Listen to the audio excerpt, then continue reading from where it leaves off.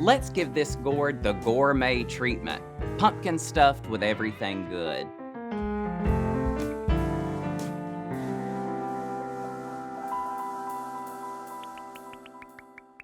I'm Trace Barnett, and welcome to Garden Party. Today, we are not carving this pumpkin up into a jack-o'-lantern, but we're stuffing it with everything good instead. So first things first, when you are looking for pumpkins to stuff, be sure and purchase pumpkins that have a really pretty bright color. You don't want dull pumpkins because that means that they've been out in the sun and faded. You also don't want to purchase any pumpkins that have any blemishes, bruises, or that are missing the stem, because that means that bacteria can go down in our pumpkin, and we don't want all that bad with everything good. So give your pumpkin a good thorough wash and a dry, and be sure if you're using pumpkins off your porch, you're not using any that have had any kind of varnish or a bleach bath or anything like that. You're not also limited to just traditional yellow pie pumpkins either. Go for any kind of fun squashes, Casper pumpkins, mini pumpkins, acorn squashes. They're all perfectly good candidates to stuff. We're going to approach these pumpkins just like we would a traditional jack-o'-lantern, and we're going to remove the top first. I prefer, especially if I'm cooking with a pumpkin, you really want a good even cut on the top, because we're going to save that lid to put on our beautiful pumpkin later. It's really a showstopper. I use a serrated knife for this, and I'm not going to dive into it normally like you would with a jack-o'-lantern. I'm going to go in about 2.5 or 3 inches from the top just to give us a good top that's not going to dry out in the oven. It's also going to give us a good large cavity so we can stuff all of our ingredients into it. And then here goes the good stuff, trying to cut a pumpkin on camera. Once you make your initial cut into the pumpkin, it's going to be a lot easier, but just be sure and watch your fingers. You don't want to add an extra digit to the everything good inside.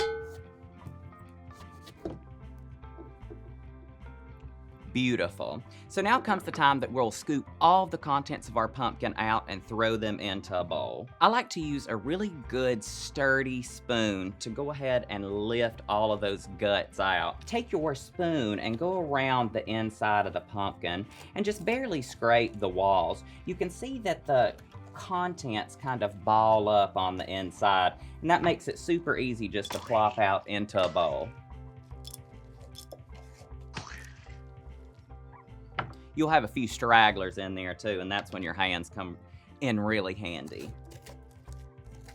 Now the pumpkin seeds are absolutely perfect to roast up or feed to your chickens. And when you're using pie pumpkins, you don't necessarily have to worry about having any residual strings left, because they're going to cook up and become really tender in the oven. You can omit the top, but I suggest you cook it in the oven alongside your pumpkin. Everything needs a little hat when it goes to the table. So I'm going to do the same thing with our little Casper pumpkin here, and I'm just going to cut it just above halfway. And the reason I'm doing that is because you want enough depth in your miniature pumpkin so that your filling's not falling out. These small pumpkins are super fun because they look really good on individual plates, and they're perfect with a side salad or even as an appetizer.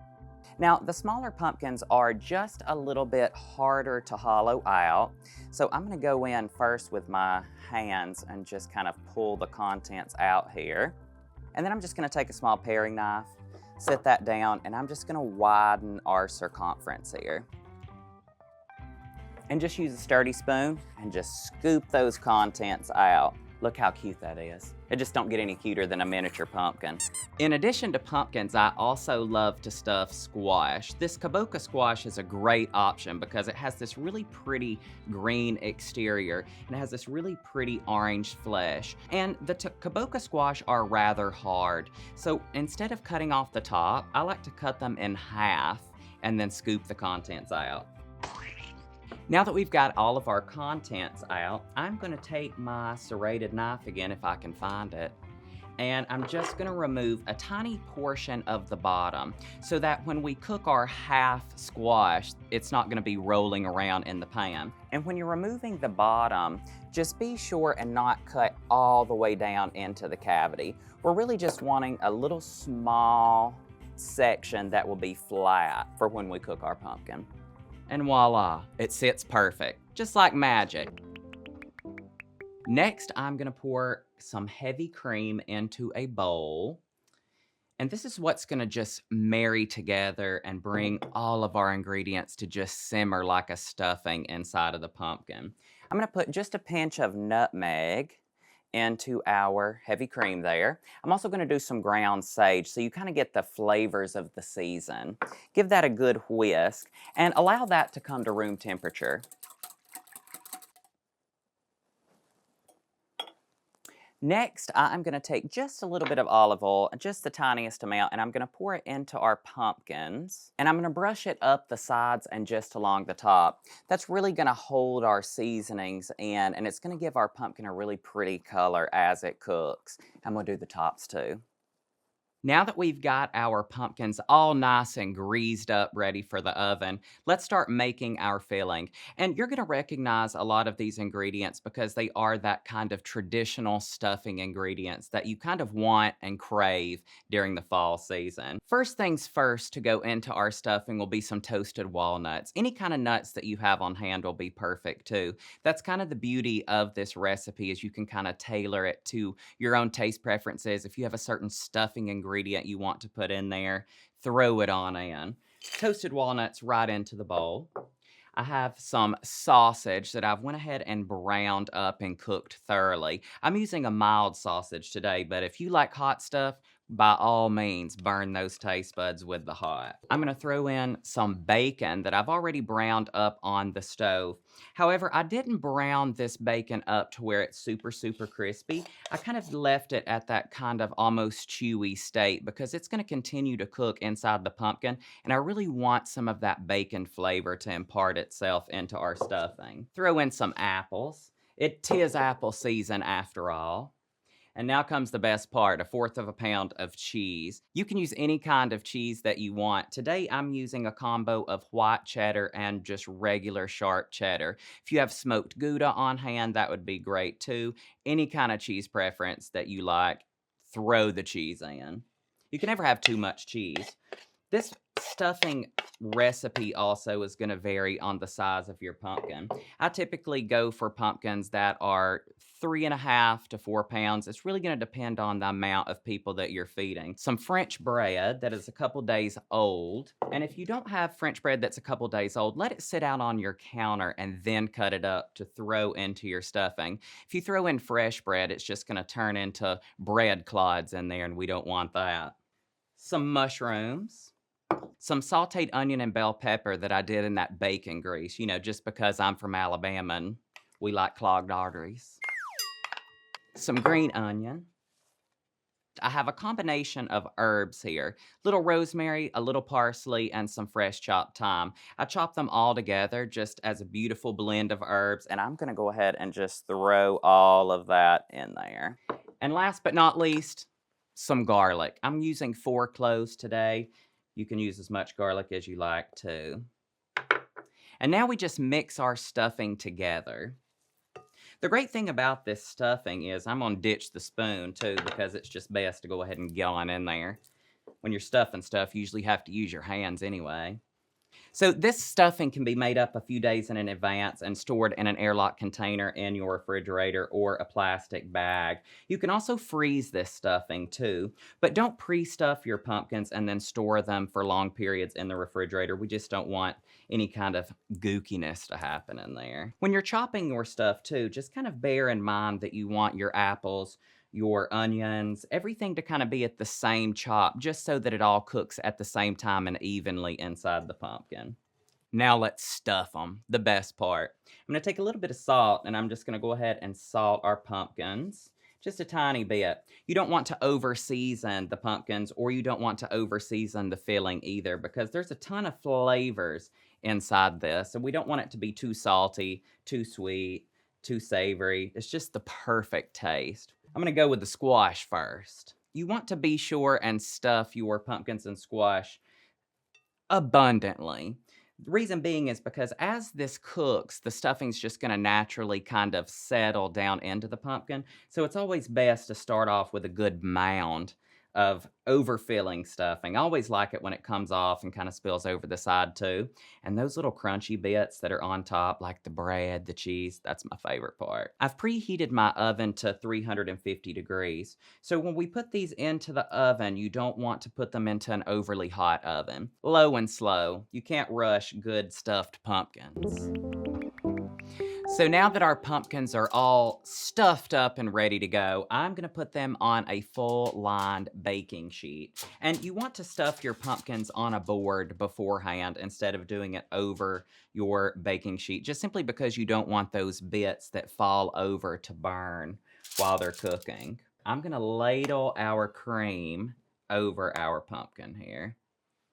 And take your time when you're doing this. And if the cream runs over, don't worry about that. It's just gonna make it prettier. And you wanna pour enough cream into your pumpkins there to where you can just start seeing it come up to the top of the cavity.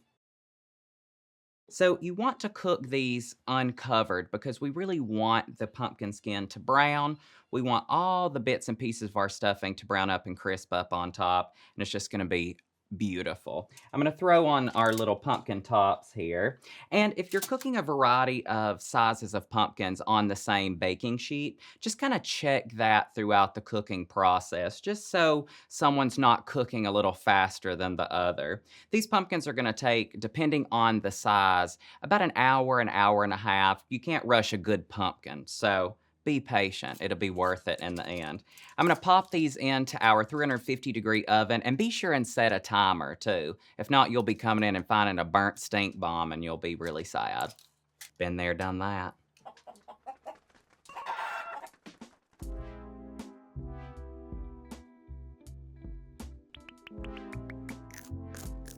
What I really like about this dish is, it's a showstopper with, very minimal effort. It's a dish that can be the main course, just simply add a side salad to it, a little bit of bread. And other than cooking the bacon and the sausage, all you have to do really is just chop a few ingredients, and that's really the hardest part. I like to go ahead and just have everything chopped beforehand, already prepped, and then you can just throw it in a bowl and mix it together and you're ready to roll. And I think most of the time now we just think of them as decor for our porches, for, our fall scenes, but they actually are edible, and they're incredible. It just really envelops that whole idea of fall when you see a cooked pumpkin on your table. Our gourmet gourds are out of the oven and plattered up. They've had just a little bit of time to cool down. Not all the way to room temperature, just slightly warm. You don't want to dive in and cut one of these when they're super, super hot, just because you'll end up burning yourself, and it's gonna cut prettier when they've sat just a little bit. Let's cut into this. So I'm gonna take our top off there, and you just want to cut in to your pumpkin through the flesh, and you want to think about like you're almost cutting a pie. Cut all the way through the bottom, and then just use a spoon to lift it right out. I like to kind of serve them on their side like that, so you can see all of that wonderful filling. If you have any that slips out there, be sure and add that onto the serving too. Just for a little extra prettiness too, just throw a little sprig of rosemary. If you have some extra chopped herbs, of course, throw those on there too. And now comes the best part, and I hate that none of you are here. You'll have to make it at home so you can get all that delicious goodness. I want like a good piece of bread that's crunchy. And they're so rich, it's so comforting. It's everything you want in the season. Think that's a good time to cut. Mouthful and happy fall, y'all.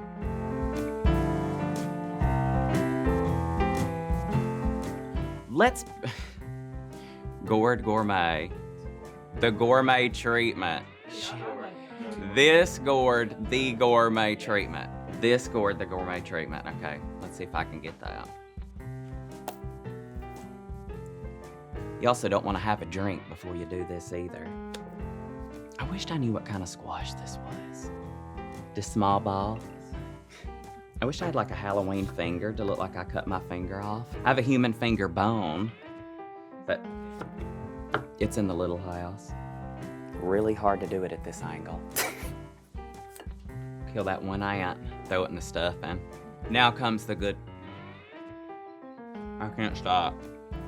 Okay, now we can cut. I've dried cheese in my beard.